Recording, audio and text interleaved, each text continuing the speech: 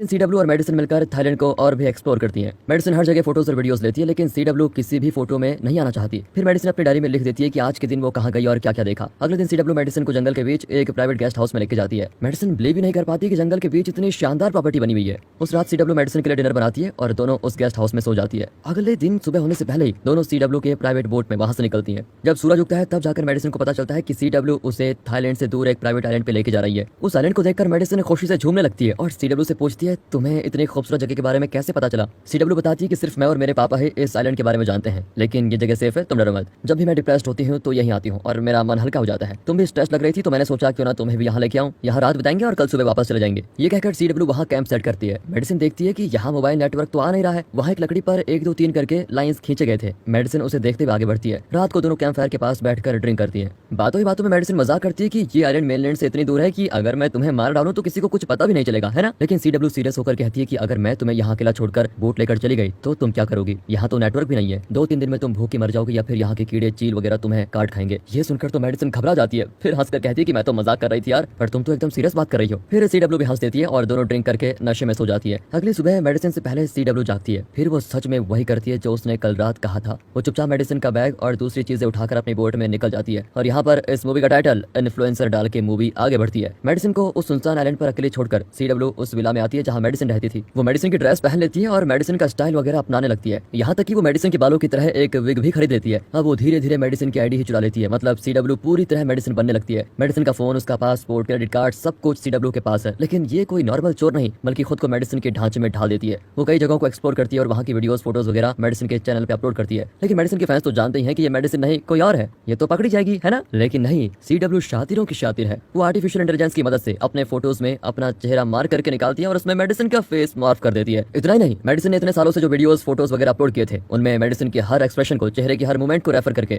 एक एआई की मदद से वो अपने वीडियोस को मैनिपुलेट करती है। ये सब इतना एक्यूरेट होता है कि ऐसा लगता है जैसे मेडिसिन खुद इन जगहों को एक्सप्लोर करके वीडियोस डाल रही है। बाहरी दुनिया को तो यही लगेगा कि मेडिसिन ट्रैवल करके अपना व्लॉग अपडेट कर रही है। इतना ही नहीं, मेडिसिन के चैनल से वो मेडिसिन का वॉइस निकालती है और कुछ सॉफ्टवेयर की मदद से उसी सेम मॉड्यूलेशन, उसी सेम टोन में अपनी वॉइस को कर देती है और यहाँ तक कि उसका क्रेडिट लिमिट भी बढ़ा देती है। फिर वो मेडिसिन के सोशल मीडिया अकाउंट्स में पोस्ट डालती है कि मैं थोड़े दिन सोशल मीडिया से ब्रेक लेना चाहती हूँ, लेकिन मैं जल्द ही वापस आऊंगी। इस तरह मेडिसिन के फैंस और फॉलोअर्स के लिए पोस्ट डालकर सीडब्ल्यू मेडिसिन की आइडेंटिटी में रहने लग जाती है और मेडिसिन के पैसों से एक रिच लाइफ जीने लग जाती है। एक दिन वो देखती है कि जेसिका नाम की दूसरी सोशल मीडिया इन्फ्लुएंसर ने पोस्ट किया है कि वो थाईलैंड आने वाली है। अब सीडब्ल्यू को अपना अगला टारगेट मिल चुका है और वो भी उसी होटल में जाती है जहां जेसिका रहती है। इसी तरह सीडब्ल्यू ने मेडिसिन को भी टारगेट किया होगा। अब वो जेसिका को फॉलो करने लगती है। जेसिका एक गिफ्ट शॉप में जाकर बुद्धा का स्टैचू खरीदती है। तभी सीडब्ल्यू कहती है कि ये डुप्लीकेट है, अगर ओरिजिनल पीस चाहिए तो मेरे साथ चलिए। पर जेसिका कहती है कि मेरे लिए डुप्लीकेट भी चलेगा, आप चिंता मत कीजिए। इस तरह जेसिका के पास जाने का सीडब्ल्यू का प्लान हो जाता है फ्लॉप। अब वो जेसिका के सारे सोशल मीडिया अकाउंट्स को स्टडी करती है, जिसमें उसने अपनी और अपनी लाइफ की छोटी से छोटी डिटेल्स भी बताई होती है। अब आप समझिए कि हर चीज को सोशल मीडिया पे डालना कितना खतरनाक हो सकता है। वैसे आप में से कौन है जो हर दिन अपनी डेली एक्टिविटीज अपने सोशल मीडिया पे डालते रहते हैं? तो थोड़ा कम डाला कीजिए, उतनी डिटेल्स को मत रिवील कीजिए। इसलिए तो मुझे भी पर्दे के पीछे छिपकर वॉइस ओवर करना पड़ रहा है और आप हैं कि फेस रिवील करने की जिद करते हैं। अरे मजाक कर रहा हूँ। खैर, अब इस कहानी की विलन सीडब्ल्यू को जेसिका का एक पोस्ट मिलता है जिसमें उसने लिखा है कि अगर आप लोनली फील कर रहे हो तो हमारी कम्युनिटी को ज्वाइन कीजिए। यह है सीडब्ल्यू का जैकपॉट। अगले दिन वो फिर जेसिका को फॉलो करते हुए बार में पहुंचती है और उसके पास बैठकर उसकी फैन की तरह बात करती है। वो कहती है कि कल मैं आपको देखते ही पहचान गई थी।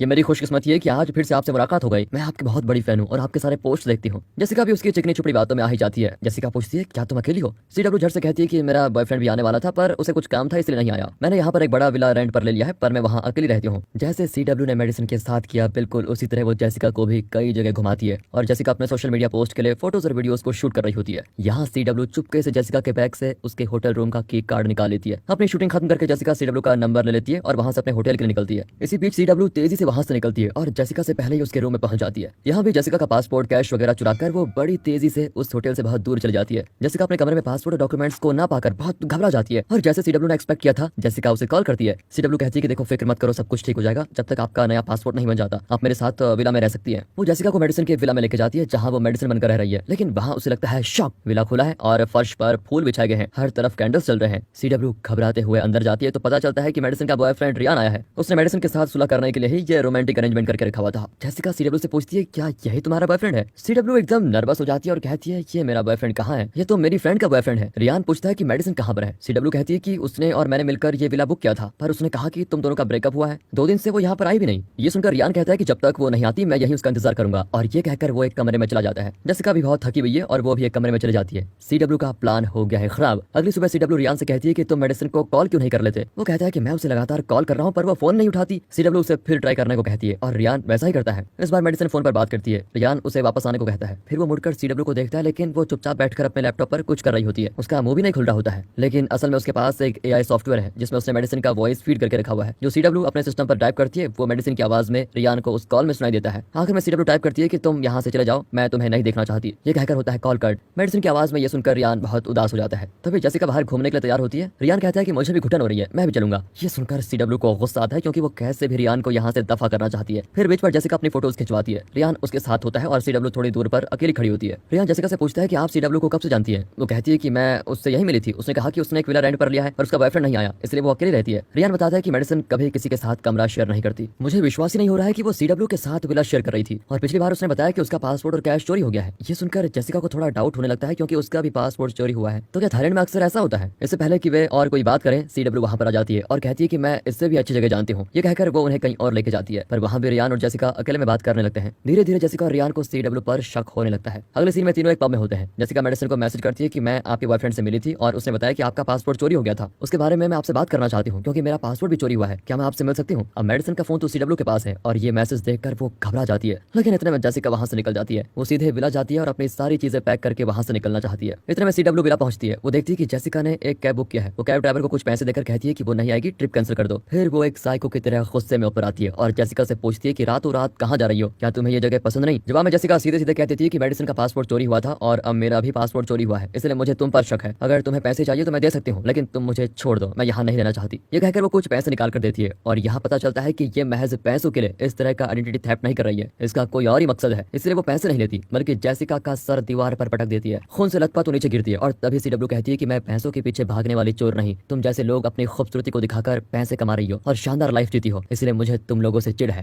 ये कहकर वो अपना हाई हील्स जेसिका के मुंह में गाड़ देती है और जेसिका को मार डालती है। फिर उसकी बॉडी को एक सूटकेस में पार्सल करके उस जगह साफ कर देती है। नीचे इतना कुछ हो गया लेकिन ऊपर रियान 3-4 लड़कों के साथ पार्टी कर रहा है। सब कुछ हो जाने के बाद वो नीचे आता है। CW गुस्से में कहती है कि चुपचाप अपने फ्रेंड्स को बाहर भेज दो, ये मेरा विला है। रियान को उसकी बात माननी पड़ती है। वो सबको बाहर भेजकर अपने कमरे में चला जाता है। CW फैसला करती है कि रियान का जिंदा रहना मेरे लिए रिस्क होगा, इसलिए उसकी भी जान लेनी ही पड़ेगी। वो एक चाकू लेकर ऊपर जाना चाहती है और तभी मेडिसिन के फोन पर एक नोटिफिकेशन आता है और CW रुक जाती है। दरअसल रियान ने रिसेंटली एक पोस्ट डाला होता है जिसमें वो जेसिका से मिला था और मेडिसिन की वियर्ड फ्रेंड से भी मिला। उस फोटो में जेसिका और उसके पीछे CW भी दिखती है। अगर इस वक्त उसने रियान को खत्म किया तो पुलिस इन्वेस्टिगेशन में पता चल जाएगा कि CW वहां पर थी, पुलिस उस पर ही शक करेगी, इसलिए वो शांत हो जाती है। अगली सुबह वो रियान को सॉरी कहती है कि कल रात मैंने नशे में तुम पर चिल्ला दिया, सॉरी फॉर दैट। वो रियान को मेडिसिन का एक नया पोस्ट देखने को कहती है। वो देखता है कि मेडिसिन को एक नया बॉयफ्रेंड मिल गया है। वो नहीं जानता कि मेडिसिन के अकाउंट पर अब CW फोटोज और वीडियोस पोस्ट कर रही है। वो मेडिसिन के बारे में रियान को उल्टा सीधा पट्टी पढ़ाने लगती है। हालांकि रियान कहता है कि वो सिर्फ मुझे जलाने के लिए ऐसा कर रही होगी। फिर CW उसे बार में ले जाकर खूब पिलाती है और उसमें नशीले पदार्थ भी मिला देती है। जब वो आधी बेहोशी में होता है तो उसे अपना विले में लेके जाती है। वो वहाँ दोनों के ड्रेस उतार कर वो ऐसी सेटिंग करती है जैसे कि वो इंटीमेट हुए थे। फिर रियान के फेस से उसके फोन को अनलॉक करती है और उस पोस्ट को डिलीट कर देती है जिसमें जेसिका के पीछे वो खड़ी है। अगले दिन रियान बहुत गिल्टी फील करता है कि नशे में वो CW के साथ इंटीमेट हो गया। रियान के कहने पर CW उसे मेडिसिन की विला पर ड्रॉप कर देती है। फिर वो मेडिसिन का पासपोर्ट, उसकी डिटेल्स और वो विग जो CW यूज कर रही थी सब कुछ जला देती है। इस तरह अपना मिशन कामयाब होने की खुशी में वो निकल जाती है। यहाँ रियान मेडिसिन के अपलोड किए हुए फोटोज को देखता है और उन जगहों पर जाकर पूछताछ करता है, पर कोई कुछ नहीं जानता। फिर रियान विला में लौटकर रिजॉर्ट के बारे में जाता है। वहाँ वही आदमी होता है जो उस रात मेडिसिन से फ्लर्ट कर रहा था। रियान उसे भी फोटो दिखाकर पूछता है, क्या आपने इस लड़की को देखा है? वो कहता है हाँ देखा तो है। रियान बताता है कि ये फोटो उसने कल पोस्ट किया था। तो कल क्या वो यहाँ पर आई थी? वो आदमी कहता है ये लड़की पहली और आखिरी बार एक हफ्ते पहले यहाँ पर आई थी। मैं उससे बात करने लगा तो एक और लड़की आकर उसे बाहर लेके गई। उस लड़की के चेहरे पर एक बड़ा काला निशान भी था। वो ये भी बताता है कि ये जरूर एक हफ्ते पहले का फोटो है क्योंकि पिछले 2-3 दिनों से यहाँ बारिश हो रही है, पर इस फोटो में तो धूप है। शायद ये एक हफ्ते पहले का फोटो है और शायद कल ही पोस्ट किया होगा। अब रियान को यकीन हो जाता है कि कुछ तो गड़बड़ है क्योंकि एक हफ्ता पहले तो मेडिसिन एकदम नॉर्मल बात कर रही थी। उस वक्त तो रियान से गुस्सा भी नहीं थी। ये पॉसिबल नहीं है कि उस वक्त वो इस नए बॉयफ्रेंड से भी मिली होगी। रियान मेडिसिन के मैनेजर को कॉल करता है। वो बताता है कि मैंने एक हफ्ते पहले मेडिसिन से बात की थी, उसके बाद मैंने उसे डिस्टर्ब नहीं किया क्योंकि उसने पोस्ट किया था कि वो कुछ दिनों के लिए सोशल मीडिया से दूर रहना चाहती है। वो अब और भी कंफ्यूज होता है कि आखिर यहाँ हो क्या रहा है। वो मेडिसिन के पिछले कुछ दिनों के वीडियो पोस्ट को बार बार देखता है। तब एक वीडियो में एक पल के लिए मेडिसिन के चेहरे पर वैसा ही काला निशान होता है जैसे CW के चेहरे पर है। तब जाकर रियान को पूरा यकीन होता है कि CW ही वो क्रिमिनल है जो मेडिसिन की आइडेंटिटी को चुरा कर उसकी लाइफ जी रही है और वो AI की मदद से ये सब कुछ कर रही है। रियान थोड़ा भी टाइम वेस्ट नहीं करता और सीधे CW के विला में पहुंचता है, लेकिन CW अब तक नहीं लौटी होती है। रियान उस विला में घुसकर हर जगह सर्च करता है।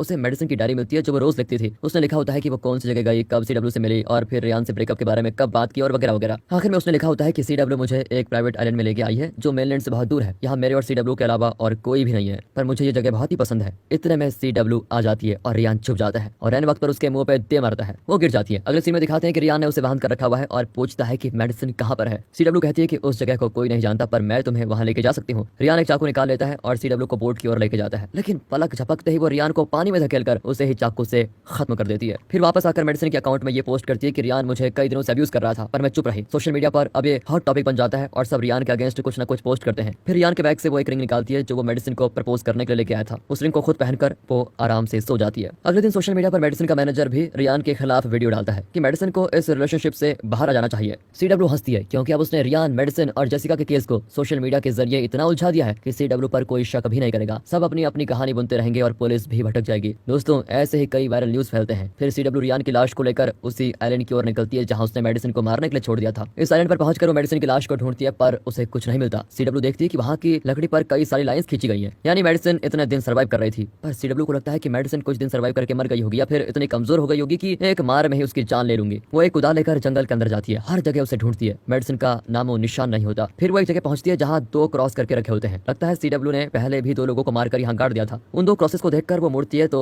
वहां मेडिसिन खड़ी होती है और एक ही शॉट में उसको मार गिराती है। फिर वो सीधे बोट के पास जाती है और देखती है कि बोट में रियान की लाश है। वो बहुत रोती है, लेकिन हिम्मत करके बोट को लेकर वहां से चली जाती है और दूर आइलैंड पर सीबी को दिखाते हैं जो एक विलन की तरह हंसने लगती है कि ये तो मुझसे भी बड़ी